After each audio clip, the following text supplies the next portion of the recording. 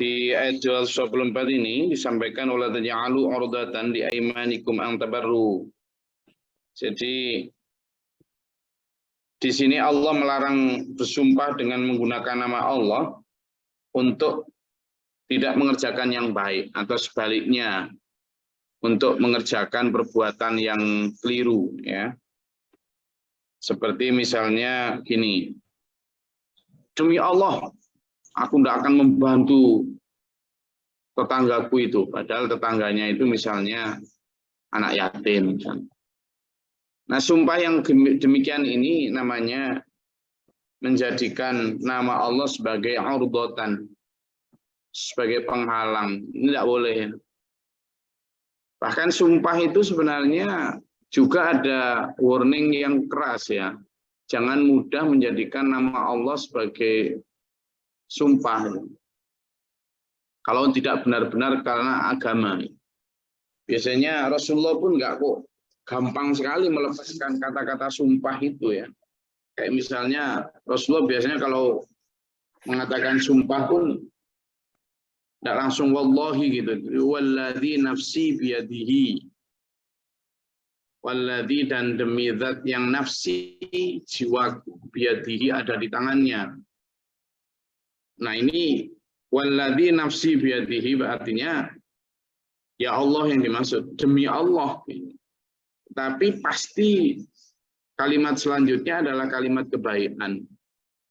Nah, yang dilarang dalam ayat 224 ini, janganlah wala taj'alu, kamu menjadikan Allah, nama Allah, sebagai urdatan li aimanikum, penghalang dalam sumpah-sumpah kalian, karena kalian bersumpah untuk melakukan atau tidak melakukan kebajikan. Demi Allah, aku nggak akan sholat di situ, misalnya. Loh, sholat itu kan sampean jangan memusuhi tempat, ya. Kan? Kecuali kalau memang masjid itu atau tempat itu memang tempat yang berbahaya atau tempat yang memang dipakai untuk maksiat, ya memang boleh itu. Tapi kalau demi Allah saya nggak akan berkunjung, itu nggak boleh. Kenapa? Karena misalnya silaturahmi ke seseorang. Kalaupun sekarang misalnya tidak mungkin silaturahmi karena 1-2 sebab, nggak usah demi Allah, nggak akan gitu. Karena bisa jadi nanti sebab-sebab yang menghalangi sampai silaturahmi itu nggak ada, maka sampean tetap harus silaturahmi. Sehingga itu tadi kita harus mengurangi bentuk-bentuk sumpah itu. Seingat saya sampai umur 47 ini, saya kok belum pernah ya sumpah demi Allah gitu. Belum pernah itu bukan karena tapi tidak berani ya. Saya rasa kok sumpah itu sesuatu yang sangat sakral, sehingga kalau bukan untuk sesuatu yang sangat amat maha penting gitu, buat apa itu? Ya, karena kita mau meyakinkan siapa dan meyakinkan tentang apa. Karena itu ayo kita hindari sumpah-sumpah yang berlebihan itu. Dan makanya di sini disebut wala taj'alullaha 'urdatan li aymanikum an tabarru. Kamu jangan menjadikan nama Allah itu, memakai itu sebagai penghalang untuk berbuat kebaikan dalam sumpah-sumpah kalian. Karena itu bertakwalah wa tattaqu wa tuslihu, dan perbaikilah bainan nas, di antara manusia. Nah, ini makanya kalau ngomong itu ayo dihati-hati dulu, dipikir dulu sebelumnya. Ojo, kalau bahasa desa saya itu ojo anggar lemong, jangan asal jeplak. Mulut ini memang tak bertulang, terutama lidah ini, ya. Nah, lidah ini begitu bergumam, meskipun rahang ini tidak jalan itu bisa ngomong. Jadi aku juga nggak suka sama kamu, nah kan nggak bergerak plus ini. Ya coba samaan geget aja, geget gini gitu. Tapi lidah samaan ngomong kan misalnya, dasar kurang ajar, kamu memang luar biasa. Nah, ini yang bergerak itu sebenarnya coba bibir ini juga nggak bertulang, lidah ini nggak bertulang. Ya, rahang kita ini yang bertulang, toh. Tapi rahang nggak ikut apa-apa dia. Rahang ini suruh diem, lidah kita sama bibir ini yang berfungsi. Nah, saya kan nggak bergerak sama sekali ini rahang saya, tapi tetap bisa ngomong. Kenapa? Karena yang menjadi organ utama di dalam berbicara itu adalah lidah, tenggorokan, pita suara ini sama bibir. Nah, ini semuanya tidak bertulang. Karena itulah zaman dan saya harus jaga betul, wis hati-hati betul ini. Iya. Orang kadang meyakinkan sampai memerlukan sumpah demi Allah itu kan karena satu, orang yang dihadapi tidak percaya, kedua karena dia memang layak tidak dipercaya itu karena sering bohong misalnya kan gitu. Demi Allah. Kalau orang Jawa dulu tempat saya itu nggak pakai demi Allah gitu biasanya itu. Sumpahnya itu pakai ini bahasa-bahasa misalnya sambar petir. Kalau teman sambar geluduk. Sumpah lu. Mati aku. Gitu. Maksudnya apa? Pokoknya kalau nggak seperti yang tak ucapkan, biarkan aku mati wes. Gitu. Sampai ngomong tabrak sepur lah, kiting tahu kiting. Biar tanganku, kalau nggak benar kata-kataku ini nanti biar tanganku putel dan sebagainya. Naudzubillah min dzalik ya. Nggak usah pakai sumpah-sumpah begitu. Kalau ingin meyakinkan sesuatu, saya serius loh ya. Itu aja sudah. Kalau ternyata ketika kita bilang saya serius loh ya, terus dia nggak percaya, ya wes, leave it. Gak percaya ya sudah. Kenapa dulur?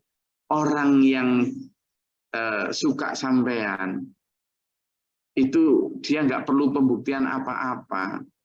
Tapi kalau orang yang nggak suka sampean, mau sampean buktikan kayak gimana pun ya tetap nggak suka. Sudah, nggak usah terlalu berusaha untuk membuat orang kemudian harus enggak. Sampean sebaik apapun, orang akan tetap ada yang nggak suka. Itu wis hukum alam itu. Jangankan cuma saya dan sampean yang bukan siapa-siapa. Rasulullah Muhammad Sallallahu Alaihi Wasallam itu sudah pendekarnya orang yang baik. Teman pikir semua orang senang? Enggak. Di Mekah itu malah mayoritas nggak ada yang senang sama Rasulullah itu. Dan bahkan ketika di Madinah, Rasulullah sudah memerintah kota Madinah menjadi hakim sekaligus raja lah dalam tanda kutip di Madinah. Cuman pikir semua orang senang? Enggak. Masih banyak orang Yahudi Nasrani yang nggak senang, orang Majusi yang nggak senang, orang Arab Badui yang nggak senang. Bahkan di dalam lingkungan pasukan Rasulullah sendiri itu loh, masih banyak yang kurang puas dengan keputusan Rasulullah. Iya, pada saat itu, Muhammad, yang adil kamu.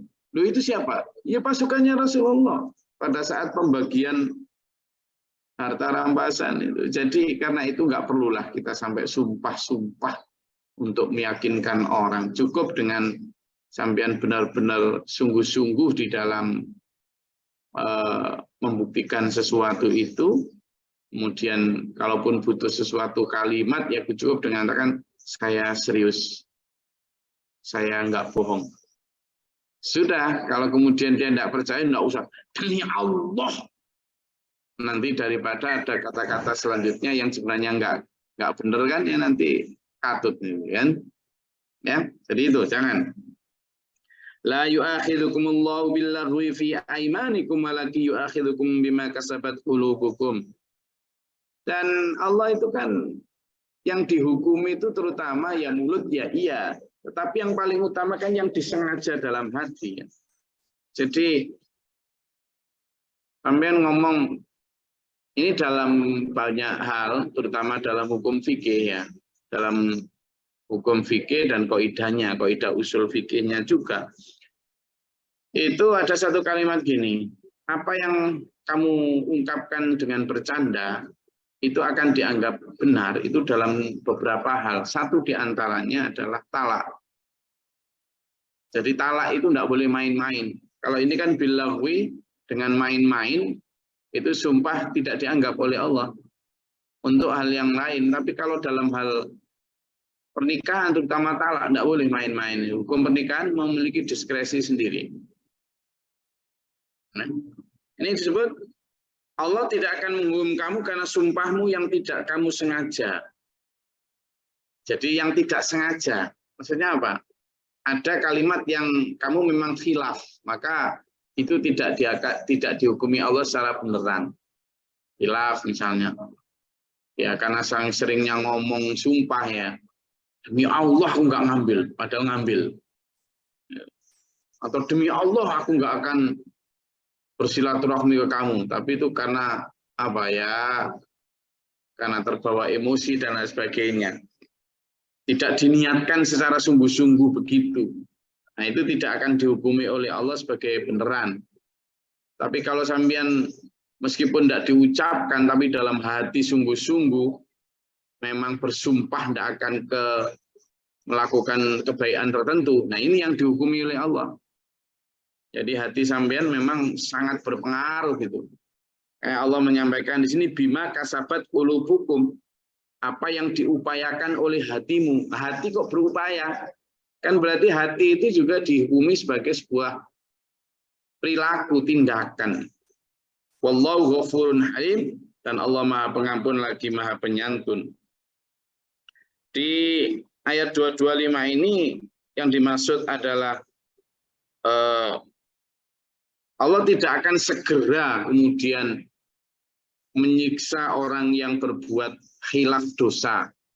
Karena Allah masih memberi kesempatan orang tersebut untuk apa? Bertobat. Makanya di situ ada kalimat wa tuslihu. Untuk orang yang diberi kesempatan memperbaiki diri. Ya, diberi kesempatan memperbaiki diri. Karena itu saya dan sampean memang harus benar-benar hati-hati ya, terutama di dalam berucap, karena ucapan kita itu menjadi ucapan yang sangat berdampak, apalagi zaman sekarang. Zaman sekarang itu kan apa yang diucapkan itu tidak hanya lewat lisan kita, tapi lewat tangan kita. Dengan cara apa? Ini loh komen-komen, bikin status. Nah itu sekarang jauh lebih tajam ya, utama komen-komen status tentang apa aja, tentang perilaku orang. Sekarang sindir-menyindir itu lewat status ya kan? Sindir-sindiran antar siapa sama siapa. Itu nanti yang, kalau dulu kan sindir-sindiran kan langsung, misalnya si A sama si B. Sindir ya nyindir di situ langsung gitu. Gak ada yang lain terlibat. Nah ini sekarang, sampean sindir-sindiran di medsos. Dilihat orang sedunia, akhirnya orang lain ikut-ikutan tuh. Ada yang kubu ini, ada yang kubu itu. Aduh, itu yang namanya fitnah itu. Fitnah itu menyebarnya sebegitu cepat. Karena itu, ayo kita hindari ya, ayo kita hindari. Karena ketika sudah di dalam hati saja sudah dihukum sama Allah. Ya. Yang benar-benar diniatkan. Diniatkan itu baru. Perilaku yang sudah diniatkan. Ini bukan ini loh ya, jangan keliru sama yang begini. Orang kalau berniat jelek, maka dia tidak akan dihukumi sampai perbuatan itu dilakukan. Nah yang dimaksud Allah dalam ayat ini adalah perbuatan itu sudah dilakukan, sumpah yang jelek itu. Tapi dia tidak akan dihukumi beneran kalau memang niatnya tidak begitu, gitu maksudnya. Ini biar nggak rancu dengan pemahaman yang tadi satu. Oke. Sampai di situ, monggo. Kalau ada yang mau ditanyakan, silakan. Atau disampaikan. Iya, Gus. Assalamualaikum. Sekarang kan sulit sekali kan. Ucapan-ucapan itu sampai apa? Mulutmu adalah harimaumu, yaitu. Itu sering diucapkan toh, Gus. Betul. Ucapan kepada aman. Ya, mulutmu adalah harimaumu. Apa berkaitan dengan perintah Allah ini yang membahayakan diri sendiri gitu. Itu. Makasih. Ya. Sebenarnya memang kita ini yang paling apa ya, dihisab di akhirat itu tentang dosa dosanya lisan ini, dosanya lidah ini. Dosanya lidah ini. Yang dimaksud dengan mulutmu harimaumu itu kan hati-hati dengan mulutmu, nanti bisa membahayakan kamu sendiri ya. Karena itu tadi, karena kita ini enggak ini ya, enggak open. Dulu Pak Guru Mukhtar itu selalu ngajarin kita begini. Kalau kamu berbicara, itu dampingi suara yang keluar dari mulutmu itu sampai di mana, didengar siapa, ya kan? Sampai di mana, sejauh apa? Misalnya dengan ketika kita memakai ceramah atau sambutan, memakai dulu kan nggak ada internet, nggak ada ini ya. Misalnya pakai speaker gitu. Speakernya itu kita harus ngomong. Ketika saya mengucapkan statement ini, speaker ini akan sampai di RT 2, RT 10, RT berapa. Orang-orang di RT itu siapa saja pendengarnya. Kira-kira mereka pertama, kalau memang itu semuanya ucapannya udah baik, mereka ngerti nggak yang tak ucapkan? Sehingga pemilihan kata, kalimat, sampai logika yang dipakai itu diatur. Apalagi kalau kita tahu bahwa yang kita ucapkan itu ada resiko menyinggung siapa, ada resiko membuat gaduh karena kurang jelas. Nah itu harus difikirkan. Jadi bahkan memilih kata itu karena itu tadi. Jadi kalau istilah Jawa gitu, tutno suaramu itu diringekno sopo, didengar siapa, sampai di mana, sejauh apa. Karena itu akan berpengaruh pada pendengar. Tidak semua pendengar itu kalau ada yang keliru itu punya kesempatan untuk mendengar klarifikasi kita. Kalaupun misalnya ada yang keliru, atau tidak semua yang mendengar itu punya inisiatif untuk bertanya jika ada yang salah. Makanya ketika ngomong itu benar-benar hati-hati. Misalnya aja sekarang ini, hampir ada 140 kamera yang ikut hadir di sini, atau 139. Loh saya ngomong sesuatu, pleng. Kalau saya nggak benar hati-hati betul, misalnya saya lagi bercanda sama Mas siapa, gimana gitu. Bagi yang baru ikut, ya kan, nggak tahu kalau memang kita ini ya untuk sekedar menyegarkan suasana, kadang kita guyon gitu. Loh, itu Ustadz di situ kok gitu sih? Ngajar tafsir kok gitu. Atau misalnya bahkan ada kalimat yang itu tentang hukum dan dia kurang setuju, tapi tidak berani untuk bertanya di forum ini. Akhirnya menjadi kesimpulan pribadi, padahal sebenarnya ada penjelasan tentang hal itu, tidak seperti yang dia simpulkan. Nah, hal-hal semacam ini yang harus benar-benar kita, saya dan sampean, termasuk saya juga, harus hati-hati betul, apalagi yang kita bicarakan misalnya tentang hukum, syariat Islam, tafsir Quran. Ini memang harus hati-hati betul. Makanya saya setiap kali menjawab pertanyaan sampean sekalipun, saya juga harus benar-benar hati-hati. Karena yang ikut dari pengajian tafsir ini kan dari berbagai macam tingkat pendidikan, dari tingkat usia, tingkat pengalaman, kemudian background keagamaan juga, dari organisasi A, B, C, D, E, F, G, H, I, J, K, L, M, N, O, P, Q, sampai Z selanjutnya. Jadi memang harus benar-benar hati-hati kita dalam berbicara. Ya. Silakan lagi. Gus, punten. Di sini. Ya, Mas Ayu. Assalamualaikum warahmatullahi wabarakatuh. Waalaikumsalam. Mengenai sumpah itu kan di pengadilan banyak sampai disumpah di atasnya ditaruhin Al-Quran, tapi ternyata keterangannya itu berbeda. Dan di sini apakah konsekuensi melanggar sumpah itu hukumnya seperti yang di surat Ali Imran ayat 77 itu, Bos, bahwa dibaca Mas Ayu. A'udzubillahi minasyaitonirrajim, bismillahirrahmanirrahim. Sesungguhnya orang-orang yang memperjualbelikan janji Allah dan sumpah-sumpah mereka dengan harga murah, mereka itu tidak memperoleh bagian di akhirat. Allah tidak akan menyapa mereka, tidak akan memerhatikan mereka pada hari kiamat, dan tidak akan menyucikan mereka bagi mereka azab yang punten. Ya. Oke. ditanyakan Mas Ayu? Dalam? Yang ditanyakan gimana? Nah, apakah itu salah konsekuensi hukum bagi orang yang melanggar sumpah? Ya, jadi memang begini ya, kita ini terlalu banyak sumpah yang kita sebenarnya tidak niatkan. Misalnya gini, niatnya bagus ya, bahwa setiap orang di pengadilan atau pada saat dilantik jabatan itu disumpah agar dia benar-benar pertama kalau di pengadilan berbicara apa adanya, baik menjadi saksi atau ketika ditanya hakim. Niatnya baik, bahwa dia tidak akan bohong. Itu karena yang dicari kebenaran dalam pengadilan itu.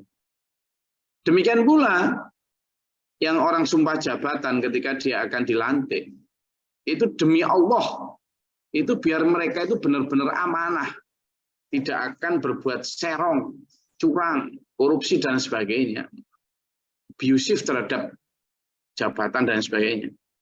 Niatnya baik untuk memasukkan sumpah di dalam kalimat seseorang ketika di pengadilan maupun di pelantikan jabatan. Tetapi persoalannya, ketika di situ sumpah itu kan biar orang takut tidak akan melanggar karena yang disebut nama Allah. Lah ini masalahnya manusia tidak ada yang takut sama Allah. Sehingga bahkan ketika sumpah pun, ya sumpah aja. Meskipun ada Quran yang dipegang di atas kepalanya, jangankan kepada Allah yang nggak kelihatan. Kepada apa? Yang sudah jelas-jelas sama manusia ngawasi aja. Enggak kok. Nah sehingga potensi melanggar sumpah ketika ditanya di pengadilan besar sekali. Coba aja dalam beberapa pengadilan itu. Dalam hal hukum positif di Indonesia, pasal melanggar sumpah atau bohong setelah bersumpah ada itu, memberikan kesaksian palsu istilahnya. Ada pasalnya sendiri, hukumannya juga sudah ada. Tetapi kalau di dalam konteks hukuman Allah, yaitu tadi Mas, dalam surat tadi disebutkan gitu. Lalu ada juga hukum sumpah palsu itu. Ada satu hadis dari diriwayatkan oleh Bukhari. Jadi saya bacakan aja. Dari Abdullah bin Amr, dia berkata, seorang Arab Badui waktu itu kemudian datang kepada Rasulullah, lalu berkata, wahai Rasulullah, gitu, apakah dosa-dosa besar itu? Lalu beliau menjawab, pertama isyrak, yakni menyekutukan sesuatu dengan Allah. Itu dosa besar pertama. Dan bertanya lagi si Arab Badui ini, kemudian apa lagi? Beliau sallallahu alaihi wasallam menjawab, kemudian durhaka kepada orang tua. Nah, kepada dua orang tua. Itu dosa besar kedua. Bertanya lagi ya, kemudian apa lagi? Beliau menjawab, sumpah yang menjerumuskan. Artinya apa? Sumpah palsu. Lalu si Abdullah bin Amr bertanya, apa sumpah yang menjerumuskan itu ya Rasul? Maka beliau menjawab, sumpah dusta yang menjadikan ia mengambil harta atau hak seorang muslim. Jadi sumpah dusta ini bahkan disejajarkan dengan dosa syirik dan dosa durhaka. Sehingga siksanya tidak di sini kalau dari sisi, kalau hukum positif kan tadi jelas sumpahnya itu tadi. Jadi dia akan dianggap dosa yang sangat besar tadi itu. Jadi orang-orang yang menukar janjinya itu dengan sumpah-sumpah mereka dengan harga yang sedikit tadi di Ali Imran ayat 77 yang dibaca Mas Wahyu tadi. Oke. Sehingga sekali lagi bahkan kalau kemudian dia bersumpah tapi bohong, itu dalam ayat lain disebut jangan terima lagi kesaksian mereka. Jadi kalau dia di pengadilan, dia sudah bersumpah demi Allah, ternyata dia bohong, maka dia tidak boleh lagi diambil kesaksiannya atau sumpahnya sampai kapanpun. Seberat itu konsekuensi dari sumpah palsu. Ya, ayo kita hindarkan betul, okay? Nah, apalagi kalau dari sisi jabatan, orang di jabatan disumpah, jangankan ketika disumpah, sebelum sumpah itu sudah aku nanti ambil korupsi dari sini, dari sini, dari sini. Lah enggak kayak gitu gimana? Wong yang dipakai itu analisa rugi laba. Loh, wong modalnya 1 miliar masa mau rugian enggak lah. Sehingga meskipun sudah disumpah dengan Quran, dengan demi Allah, saya akan melaksanakan dengan amanah, dengan bla bla bla. Percaya. Jangan banyak. Oke, lanjut. Sinten malih, silakan. Izin Gus bertanya. Silakan, Iwan. Tadi disinggung bahwa perkataan itu meskipun main-main itu akan menjadi kenyataan atau menjadi serius. Salah satunya adalah talak, terus pernikahan. Nah, bagaimana kalau orang yang ngelindur, ngipi, terus kemudian dia mengucapkan talak, padahal ternyata dia setelah bangun ternyata dia ngipi gitu. Gimana Gus? Apakah itu termasuk jatuh atau gimana Gus? Iya. Jadi ada seorang laki-laki yang diminta oleh istrinya klarifikasi di video.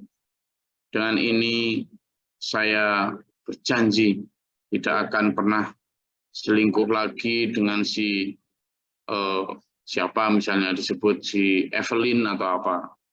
Karena itu perbuatan yang salah dan sekali lagi saya tidak akan mengulangi. Meskipun semua itu terjadi dalam mimpi saya sambil didampingi istrinya.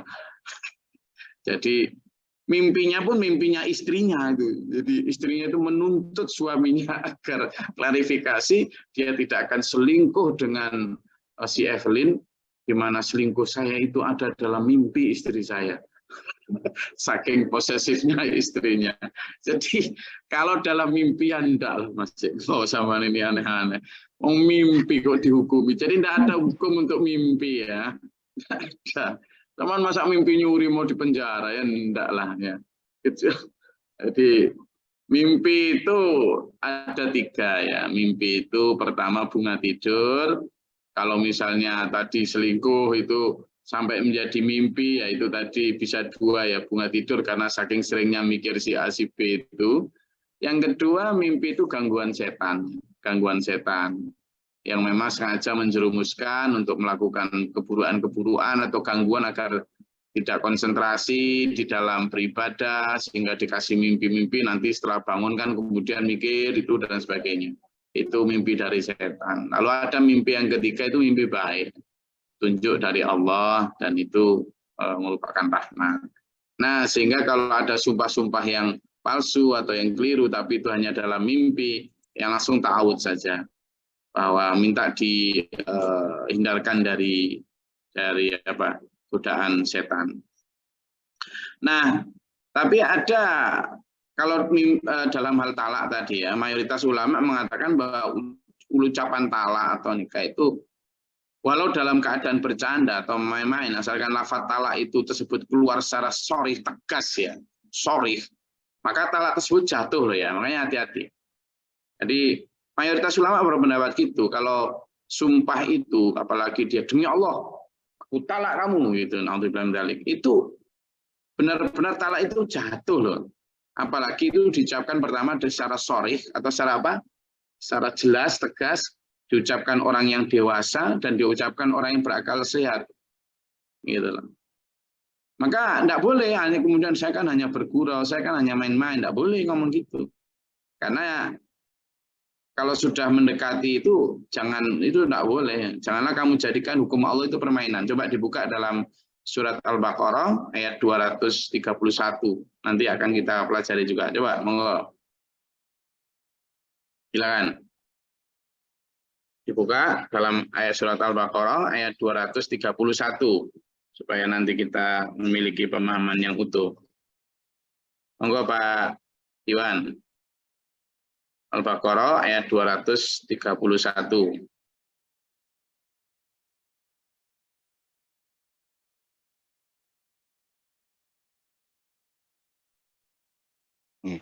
A'udzubillahi minasyaitonirrajim. Bismillahirrahmanirrahim. Oke. Artinya, dan apabila kamu menceraikan istri-istri kamu, lalu sampai akhir iddahnya, maka tahanlah mereka dengan cara yang baik, atau ceraikanlah mereka dengan cara yang baik pula. Dan janganlah kamu tahan mereka dengan maksud jahat untuk menzolimi mereka. Barang siapa melakukan demikian, maka dia telah menzolimi dirinya sendiri. Dan janganlah kamu jadikan ayat-ayat Allah sebagai bahan ejekan. Ingatlah nikmat Allah kepada kamu dan apa yang telah diturunkan Allah kepada kamu, yaitu kitab Al-Quran dan hikmah, sunnah, untuk memberi pengajaran kepada kamu. Dan bertakwalah kepada Allah dan ketahuilah bahwa Allah Maha mengetahui segala sesuatu. Oke. Itu ayat yang pertama, terutama kalimatnya adalah janganlah kamu menjadikan hukum-hukum Allah itu sebagai permainan. Talak itu termasuk satu di antara hukum Allah, dan itu ditegaskan di dalam salah satu sabda Rasulullah dari Abu Hurairah radhiyallahu anhu. Rasulullah SAW bersabda, "Salasu jidduhunna jiddu, wa hazluhunna jiddu, an-nikahu wa talaqu wa raj'atu." Jadi 3 perkara yang serius dan bercandanya sama-sama dianggap serius. Jadi jidduhum, jiddu wa hazluhunna jiddu. Itu dianggap serius. Pertama adalah nikah, talak, dan rujuk. Jadi karena itu kita harus hati-hati supaya tidak termasuk di dalam orang-orang yang mempermainkan sumpah. Oke, ada lagi? Saya rasa itu. Oke, matur suwun. Oke, Mbak Dia, gimana? Ini tentang hubungan dengan menikah ya, yang kemarin ayat kemarin tuh sebelum menikah itu anak-anak itu selalu dijejeli dengan ada kata surga di telapak kaki ibu, which is right. Terus setelah menikah, terutama anak perempuan, itu sepertinya surga di telapak kaki suami. Especially yang milenial sekarang ini, terus misalnya ibunya mau datang gitu, nanti dulu ya aku tanya suami dulu. Ibunya mau nengok cucu, nanti dulu ya aku tanya suami dulu gitu. Sebetulnya di mana sih posisi seorang ibu setelah anak perempuannya menikah itu? Apakah sudah bukan surga anak perempuan ini bukan lagi di telapak kaki ibu lagi gitu? Apakah boleh seorang anak wanita ini yang sudah menikah kemudian ignore the mother and selalu anything selalu bilang tanya suami karena seperti itu yang diajarkan di Al-Quran katanya gitu. Mohon penjelasan itu banyak terjadi di sini, Gus. Ya. Jadi gini. Hukum Islam itu saling terkait ya. Hukum Islam itu saling terkait banget. Tidak boleh dimaknai secara parsialistik, secara sebagian-sebagian. Misalnya, ketika seseorang diperintah untuk birrul walidain, berbaiklah kepada orang tua. Birrul walidain, berbaiklah kepada orang tua. Demikian pula, kamu juga taatlah kepada suami. Kalau kepada orang tua, itu orang tua dalam hal apapun, baik buruk tetap harus hormat dan sayang. Tapi tidak harus taat kalau memang mereka kafir atau musyrik. Apalagi, tapi kalau mereka beriman harus taat. Nah, yang kedua, tentang kepada suami. Bagaimana sih sebenarnya posisi? Ini tentang skala prioritas ya. Jadi ketika dia masih belum bersuami, maka skala prioritas utamanya dia adalah orang tua. Izin, kebaktian, ketaatan, pengabdian, itu kepada orang tua. Tetapi begitu dia sudah bersuami, maka ini yang harus dipahami. Pertama, sang suami harus berbakti kepada ibu. Baik ibu kandungnya maupun ibu mertua. Kan gitu. Itu. Yang kedua, sang istri berbakti kepada suami untuk mendukung agar suami berbakti kepada ibunya. Jadi surga di telapak ibu tetap jalan. Maka kalau suami punya ibu, dia harus mengutamakan ibunya daripada istrinya. Dan kalau dia punya ibu, anggap dia punya 2 ibu tuh. Kalau dia punya istri, yakni ibunya sendiri dan ibu mertuanya. Yang pertama. Yang kedua, lalu yang ketiga begini. Ketika seorang istri atau seorang suami mencari pasangan, itu yang kita utamakan kan pertama diniha tuh.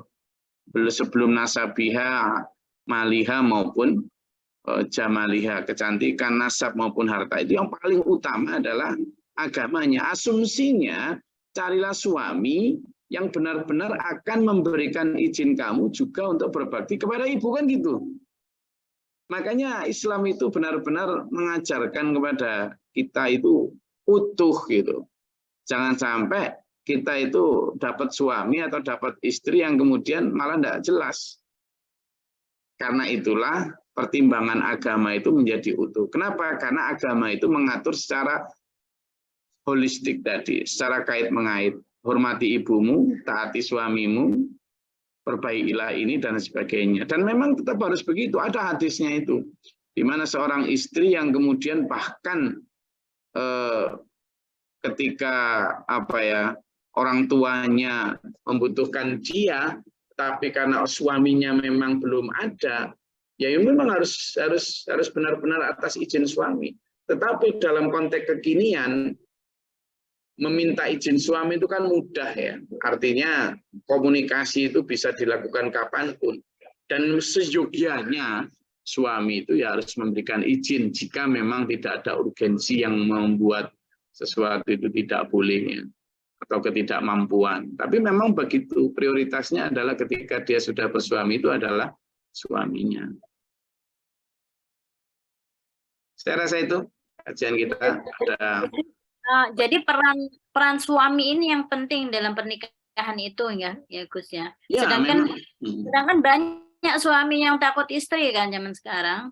Nah itu nanti kita bahas lagi. Nanti bagaimana caranya biar suami ini tidak takut istri, tapi istri juga nggak mengkooptasi suami. Karena sekarang di reel maupun konten kreator itu kebanyakan mengajarkan agar suami takut istri. Nah, jadinya suami, padahal sebenarnya sudah ada suami takut istri itu. Sebenarnya dia sedang membohongi dirinya sendiri untuk merencanakan sesuatu itu. Jadi kalau suami sampean takut, sampean itu jangan merasa menang. Sebenarnya suami sampean itu sedang bohong. Sedang ada topeng dia, musang berbulu domba itu. Hati-hati sampean. Ya, yang perempuan-perempuan, jadi kalau suami sampean itu ternyata takut-takut gitu, enggak, aku enggak gini, enggak gitu. Jadi makanya enakan jangan sampai membuat suami sampean takut. Biarkan apa adanya sehingga sampean lebih tahu, oh ini lagi gini, karena dia akan jujur. Tapi begitu sampean ini enggak akan jujur itu. Malah enggak enak jadinya. Iya di depan sampean tapi sebenarnya enggak itu. Makanya meskipun nggak semua begitu, tapi laki-laki itu tak ada laki-laki yang mau dikooptasi, nggak ada laki-laki yang mau diperintah sebenarnya. Jadi kalaupun dia mau itu hanya ada dua kemungkinan, karena dia sebenarnya bukan laki-laki. Yang kedua dia sedang membohongi diri. Hati-hati. Ini mesti laki-laki pada setuju sama saya ini. Besok kita bahas ya, insyaallah. Mudah-mudahan bermanfaat. Saya sedang di SPM Pak Suran ini ada Anda semangat Senin menyongsong hari dengan penuh ridho ilahi insyaallah. Allahumma sholli wa sallim Allahumma fil mu'minin wal muslimat alhamdulillah. Allahumma hdina fi man hadayta wa afina fi man afayta wa lana fi man tawallayta wa barik lana fi ma atayta wa qina syarra ma qadayta fa innaka taqdi wa la yuqda 'alaika. Astaghfiruka wa atubu ilaika wa Allahumma da'ana al-bala' wal وقد حسنا من الجن شيئا سوف فربنا ربنا لا تجعلنا في القوم الظالمين اللهم ارفع درجاتنا في الدنيا ربنا من فاكتبنا مع الشاهدين ربنا لا تزغ قلوبنا بعد إذ هديتنا وهب لنا من لدنك اللهم افتح لنا باب السماء برحمتك اللهم انزل علينا رحمة بدل ربنا وجعلنا مسلمين لك ومن ذريتنا أمة مسلمة لك وأرنا مناسكنا وتب علينا إنك أنت التواب الرحيم ربنا آتنا في الدنيا حسنة وفي الآخرة حسنة وقنا عذاب النار رب اغفر لي ولأخي ولأزواجي ولذريتنا ولأصحابنا وادخلنا في رحمتك يا أرحم الراحمين ارحمنا ربنا أفرغ لنا الصبر والثبت أقدامنا سبحان ربك رب العزة عما يصفون وسلام على المرسلين Assalamualaikum warahmatullahi wabarakatuh. Waalaikumsalam.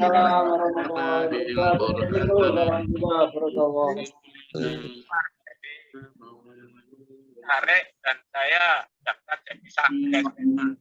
Allahumma firna minhum